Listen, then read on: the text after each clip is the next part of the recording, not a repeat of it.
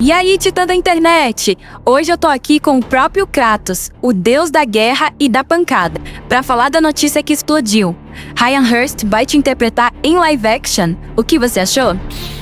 Ryan Hurst, homem que encarna o peso do passado. Bom ator, forte e silencioso. Mas ele já matou um deus? Já chorou sangue? Já limpou o cocô de Leviatã? Calma, tio, é só uma série, não precisa virar trauma de novo. Se ele fizer meu filho Atreus parecer influencer de skincare, eu arranco a cabeça dele com as mãos. Boy, não faz isso não!